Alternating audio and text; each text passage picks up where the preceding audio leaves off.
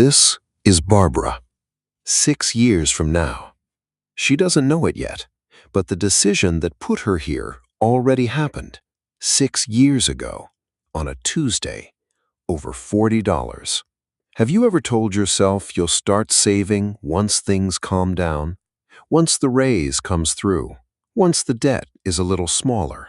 Once life feels a little less expensive? Here's the strange part. Your brain doesn't actually see your future self as you. It sees him or her as someone else, someone calmer, someone with more money, someone who will simply be better at this than you are right now. And that's exactly why so many people postpone the one decision that would have actually fixed things. Here's the contradiction. The people who want financial security the most are often the ones who delay it the longest. Not because they don't care, because delay doesn't feel like a decision. It feels like nothing at all.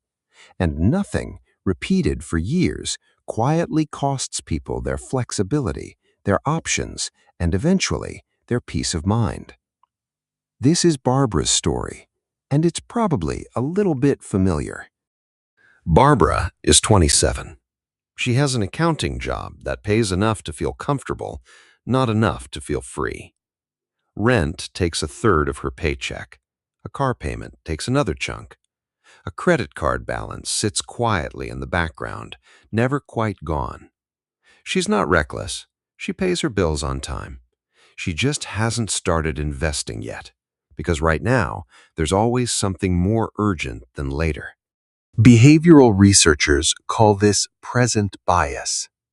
Your mind weighs today's needs far more heavily than tomorrow's. A dollar spent now feels real. A dollar invested for 6 years from now feels abstract, almost like it belongs to a stranger. That's not a character flaw. It's how the brain is wired to prioritize survival in the moment. But in a modern financial life, that same wiring quietly works against you. 3 months later, Barbara got the raise she'd been waiting for. But here's what she didn't see coming. The raise landed, $280 extra a month. Barbara told herself this was the moment. She'd finally set up that investment account she'd been meaning to open. But first, the apartment felt a little small. A slightly nicer one made sense since she could afford it now. Then a streaming bundle. Then more dinners out because she'd earned it. None of it was irresponsible. Each choice on its own was completely reasonable. That's what made it so easy to miss. By the time Barbara thought about investing again, the extra $280 had already found a home.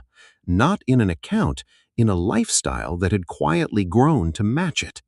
She told himself, next paycheck, next month, once things settle. Here's the reveal. Lifestyle doesn't expand because people are careless. It expands because comfort is invisible. Nobody notices their spending creeping upward $1 at a time. They only notice their savings account standing still.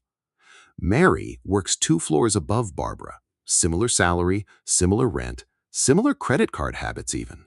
But 4 years ago, she did one thing differently. She set up an automatic transfer of $150 into an investment account the same day her paycheck landed. Not a big number, not a dramatic decision, just automatic. New question.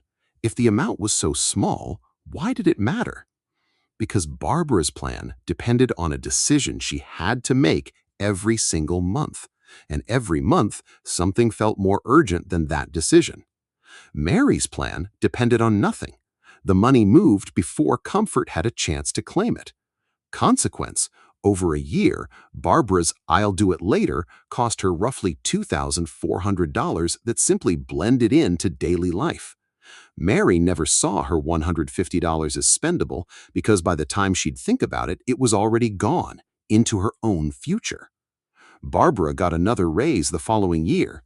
It went toward a better car. Reasonable on its own, just like before.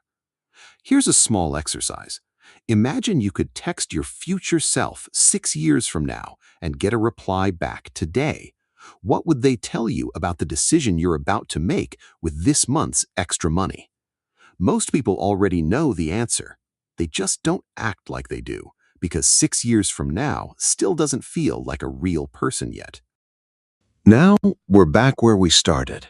Barbara, 6 years from now. That Tuesday, over $40, it wasn't one dramatic loss. It was the 40th small purchase that quietly replaced a transfer she kept meaning to set up.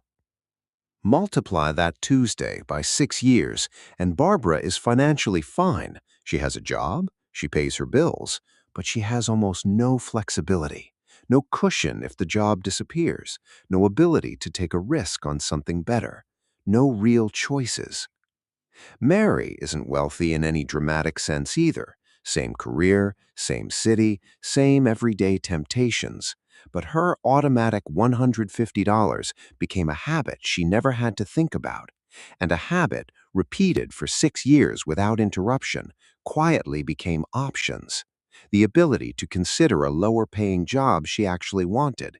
The ability to handle a bad month without panic. The kind of peace of mind that has nothing to do with luxury. The gap between them was never about income. It was about one repeatable decision made once instead of 100 decisions made never. So, have you ever told yourself you'll start once things calm down? Here's the deeper lesson. Things rarely calm down on their own. Comfort just moves in and takes up the space your good intentions were saving for later. The mindset shift isn't about willpower, and it isn't about earning more. It's about removing the decision entirely. Automatic beats intentional every time. Because automatic doesn't wait for the right mood, the right month, or the right amount of motivation. Your future self isn't a better version of you, it's just a later one. Whatever you don't automate today, you're quietly asking that later version to handle instead. So ask yourself honestly, is there a version of Barbara's Tuesday happening in your own life right now? A small, reasonable decision repeating quietly that your future self is going to inherit. If you enjoy real money stories and practical wealth building lessons, subscribe to Wealth Ridge. Learn from the stories, apply the lessons, build your wealth. There's a version of this mistake that's even more common and even harder to see. That one's next.